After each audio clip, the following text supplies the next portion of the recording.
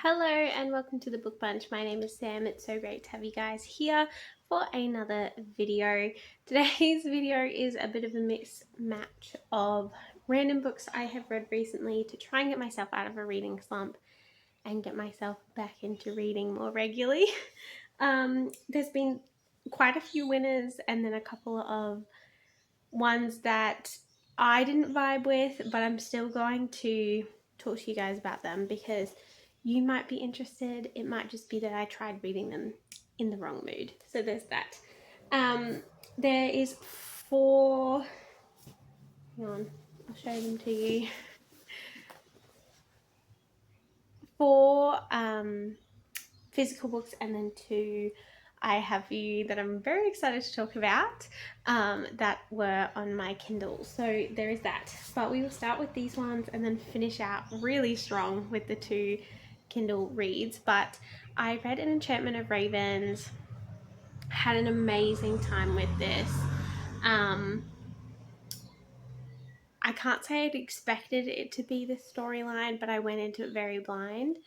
I'm very glad I did, and I'm very glad that I read it and enjoyed it. It was clean, but basically this is about a girl who is like normal, and there's a bunch of normal humans, but they live in like this fairy world basically, and the fairies are like all powerful, and the people are typically afraid of them because if they don't speak to them in a very specific way and show a very specific type of respect, they can like get killed and different things. And yes, so the thing about these fairies though is that they really prize humans' ability to create, because the fairies cannot do that. It's like a curse that they share, I guess. Like in order to have their immortality and their powers and stuff, they have to sacrifice true creativity. And so they like hoard the true creativity and art of the humans. And so when a great creator comes along, such as our main character, she kind of becomes a hotspot for these fairies. But she also still has to be very careful, because if she says the wrong thing or does the wrong thing or smiles the wrong way or whatever, her life is still on the line. And she can't really refuse them either. So yes, we follow this artist, and she has this really amazing gift of being able to capture people in portraits, to the point where she can kind of like almost read their soul through their eyes and put that on the paper. And all is going well until she has to paint one of the princes of this fairy realm, because there's 4 different fairy kingdoms. Each of them is a different season, and the autumn prince comes to her house and is like, I want you to paint me a portrait. But she ends up capturing some human emotions in his eyes because he has experienced true love and lost it. And that's like really shameful for the fairies, because they're not meant to be able to relate to humans in any way. And so that creates a drama, and she gets taken away by him. And she basically has to trick the fairies into keeping her alive, essentially. And things aren't as they seem, and she's in constant danger, and all of this stuff is happening. It is a love story as well, which was really cute. But yes, that is An Enchantment of Ravens. Then I read The Magician's Daughter. This one, golly, it's been a couple of weeks since I read this. What was this one about? Oh yes, so this is about, I think this is meant to be middle grade or maybe a YA, but it's definitely slightly younger. But we follow this young girl whose name is Biddy, and she lives on this magical island, and she like, she has no idea who her parents was, like, she's an orphan, that kind of thing. But she's been adopted by this magician, and this magician also has a familiar, which is a bunny rabbit. And yes, they raise this girl, and we follow from her perspective um, as she kind of becomes like a teenager and starts to notice things about the magician that she didn't before. And she kind of gets thrust into this adventure with him, where basically the whole fate of magic and the world is at stake. Um, and sacrifices are made along the way.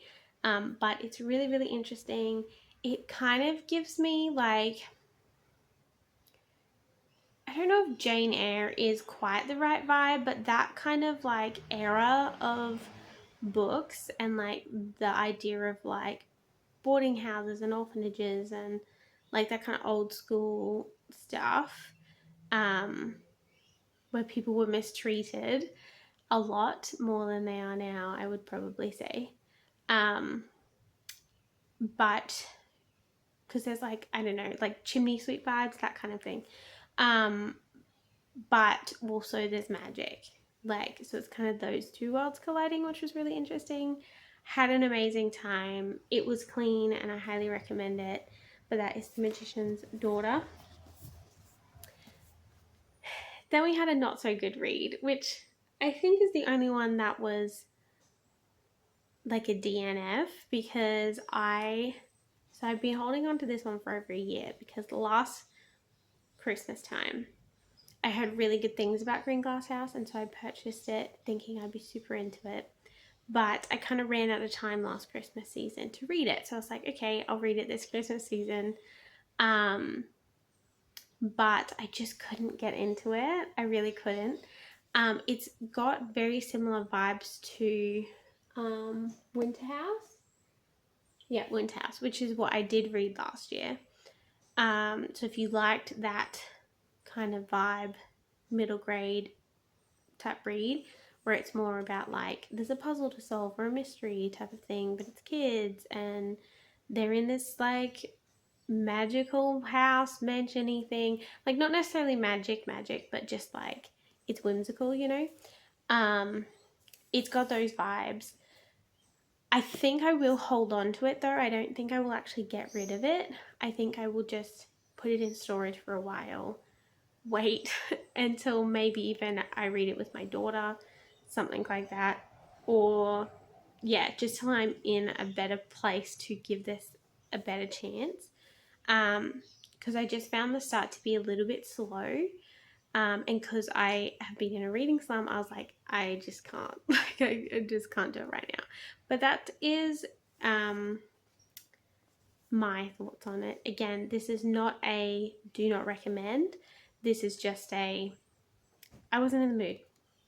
But basically what this is about is there's this boy who lives with his adopted parents in the Green Glass House. It is basically this weird hotel inn thing that seems to mostly be in a perpetual state of winter. And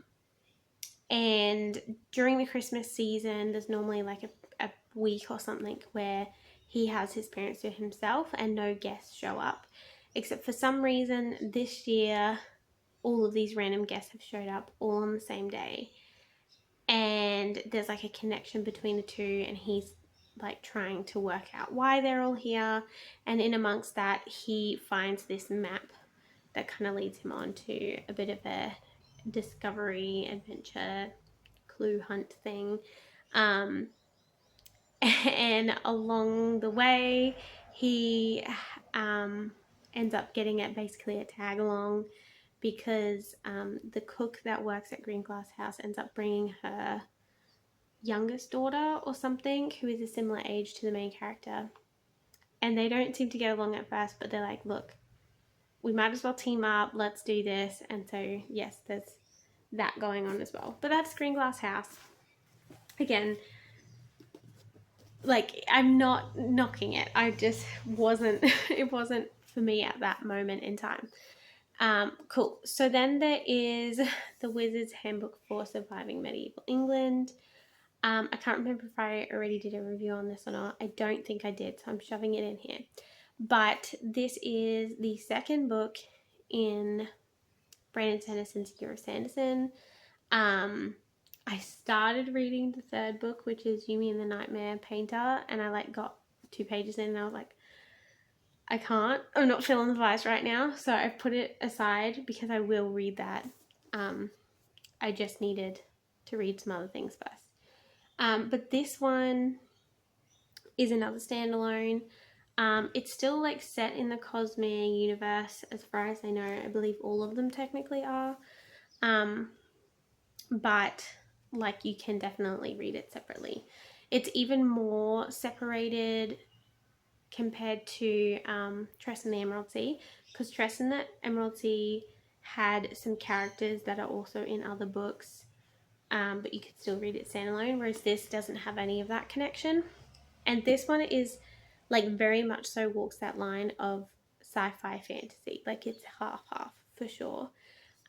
So we have this guy who lives in this world where you can basically go to the multiverse and own your own slice of the multiverse.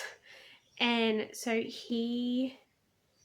but what happens is like some of the time when you first enter your multiverse world, you lose all of your memories. And so that's how this starts, is our main character has no idea who he is, why he's there, what is going on.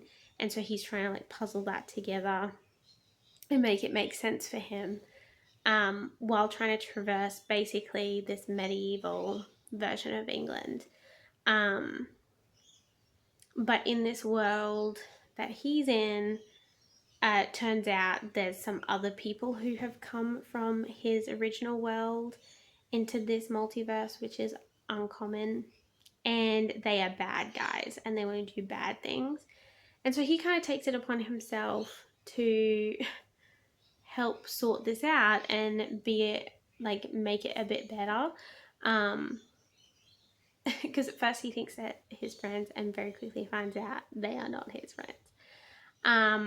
And he does that by getting involved essentially with some of the natives, I guess you'd call them, like the people of this multiverse. But they believe in this like god, like that there's gods in this world and stuff, and that they are active. And then all this weird stuff starts happening to him, and he's like, what if this god is real, and like stuff like that. But also that can't be true because of where I've come from and like all of this stuff. But yes, it was very interesting. Wasn't my favorite Sanderson by a long shot, but it was still definitely a good read. Like if this had been by any other author, it would be a 5-star. But I think just because my expectation of Sanderson is so high, I'd probably give it like a 4.5, something like that out of 5. But definitely worth your time. Okay, and now on to the 2 winning books of this one. Oh, I forgot to mention as well, these first 2 books were both 5 stars, just so you know. But yes, I need to share with you. I read Guardian and Lumen. So Lumen is book 2 of the Nightingale trilogy, which the first book was Cowell, which you guys know I loved. And then Guardian is book 3, the final book in the Children of the Consortium series, which is my favorite series of all time, favorite book of all time, everything best, the best of the best of the best. So I've got feelings and emotions, and not even all of that will come out in this, but we will start with Lumen and finish off with Guardian because I need to gush about that. But yes, Lumen was amazing. I really enjoyed it. I'm really loving the Nightingale series. I cannot wait for book 3, especially since Lumen ended on another cliffhanger, and Jasmine, you keep doing this to me and I don't forgive you. But basically, Lumen very much so continues on from the first book. So if you haven't read Calor, you need to go read that.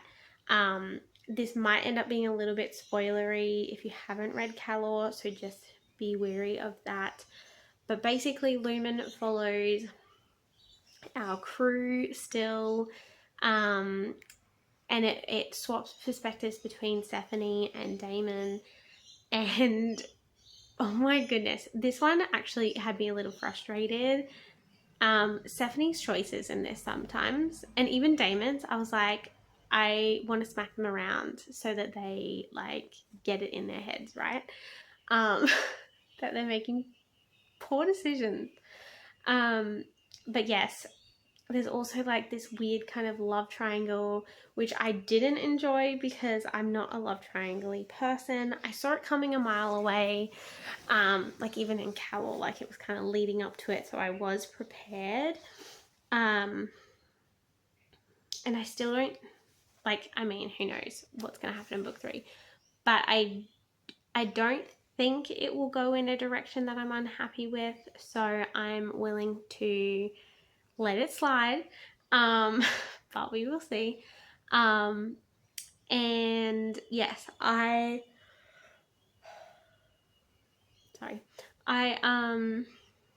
just don't even know how to put it in words without completely spoiling the whole thing. But essentially in this one, Stephanie, Damon, and the crew are still being tracked. There's also an unknown person that is tracking them, which is really interesting. Like there's this weird third perspective that only has a couple of chapters. But yes, it's like building up to this big thing. And there is basically a war brewing between a bunch of the nations because of like the big bad main guy. He is essentially wanting to destroy the diplomacy that currently exists and like revert back to old times and like become king essentially. And he's using the people with powers to get like make that happen. And then obviously our crew are a threat to that, so they're at risk. They are also still on their quest to find the Requillery, and that is really interesting. There's also in this one a whole big faith section, which I have mixed feelings about, because it had like Narnia type of vibes, and like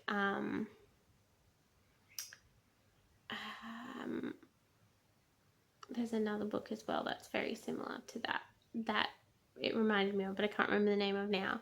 But like where there's like I don't know, there's like animals that are like spiritual representations of things, and like there is this figure, God figure type of thing, like Jesus type of figure.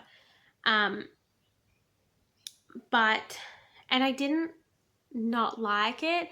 It's just it felt a bit out of place in the story that and the world that was set.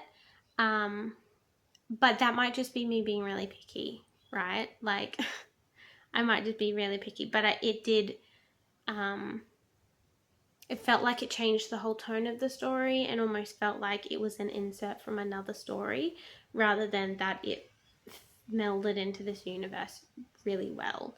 But I'm open to seeing where it goes and how all that part plays in, because it like the way that is left implies that there's going to be something going on. But yes, again, I'm probably just being really picky because my excitement level and my expectation level for Lumen was like ridiculously high, like probably unfairly so. So also take what my negative points with a grain of salt, because it's still definitely like a 4.5 out of 5 for me. Like it was still good. It's just I think maybe I set my bar too high. And that's maybe unfair on Jasmine. But yes, that is Lumen. Highly recommend it still. Really want to know how this ends. Also, I'm not normally into love stories, but Jasmine's really good at writing love in a way that I vibe with. And so I really want to know that that works out well. There is that. Because she talks about pain and love and all of that kind of stuff really well. So yes, that is Lumen for you guys. And that comes out like this week. So get it. Go get it. Read Keller if you haven't. Totally worth your time. But then there is Guardian, which I need to talk to you guys about. So Guardian is book 3 of the Children of the Consortium trilogy. Released by my friend Kathy McCrum, who we were not friends before I read Recorder. I had no idea she existed. And then I loved Recorder so much that I like followed her on Instagram, and I ended up like chatting to her, and now we're like actual friends. And my biggest dreams as a reader have come true, and I'm actually in the acknowledgements for Guardian, and I just can't even fathom how like honored I feel and how meaningful that is. And like thinking about it makes me want to cry that an author would care about my opinion, because like I had made some suggestions when she was doing her draft for Guardian, and she actually took them on board, and like there's some little nods to me, like my suggestions in there, and it was so kind of her to do that, and then to put me in the acknowledgements. And it was just, I love you, Kathy. Thank you so much. I am so honored, especially since like you are my favorite author. So like, I don't know that any reader can, like anything tops that for a reader, apart from maybe meeting you in person, because it's the one thing I haven't been able to do yet. But that is because we are in totally separate countries, and if I could afford to, I would be there in a heartbeat. But yes, enough of me gushing about that part. What is the actual story about? So Guardian, I'm going to try and make this as spoiler free as possible so that you guys can go enjoy the whole series. But it ended so well. It ended so well. And it left it open so much to the possibility that like maybe in the future, after Kathy's had a break, we could revisit this universe and some of the characters, which is really cool. And it leaves you going like, oh, like gives you a chance to imagine, right, what you want to happen. But it ended so well. So Guardian is about our main girl, like the recorder without a name. They call her the recorder who isn't, because she hasn't picked her name yet, or at least not told people what she wants to be called, because that's been a big theme throughout the story. But she is really on her mission to try and stop the virus, stop the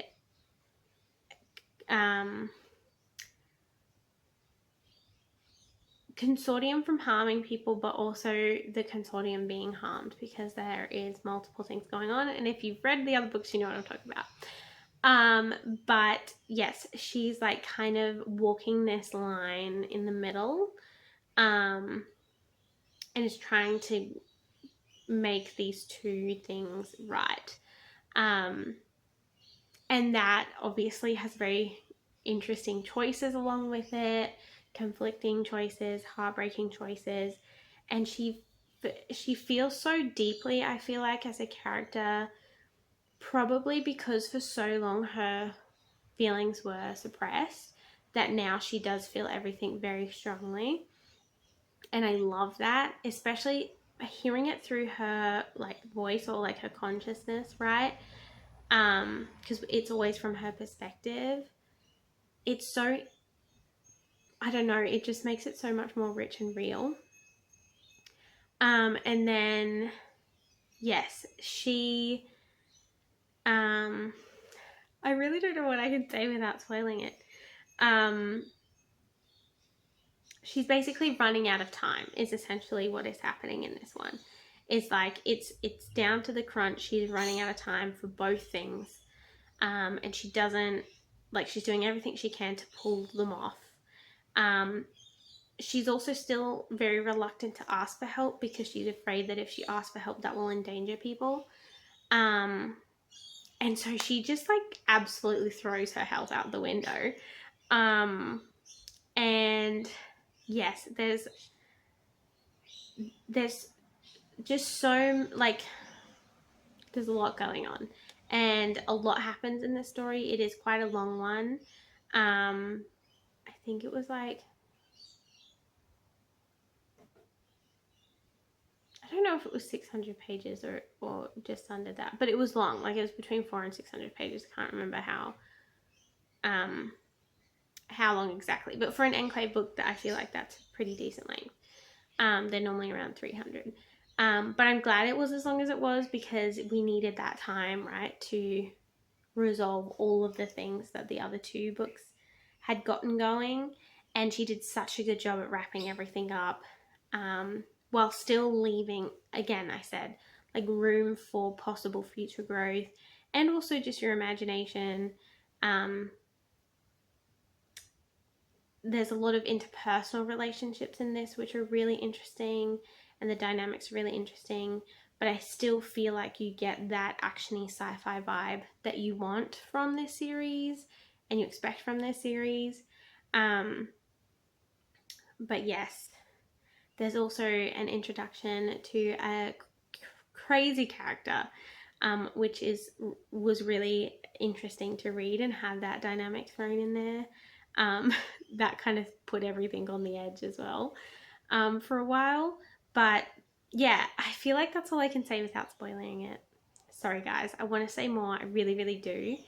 Maybe I can do a spoiler review another time. But yes, go read it. Go read this series. It is the absolute best, my absolute favorite. And I don't know how anything that anyone else could write could top this series ever. Like, it's just so perfect in every single way. And the ending is so good. But yes, it did make me cry a little bit. So be prepared for that as well. But yes, that is everything for today's video. Hope you guys have a wonderful week, and I'll see you in the next one. Bye.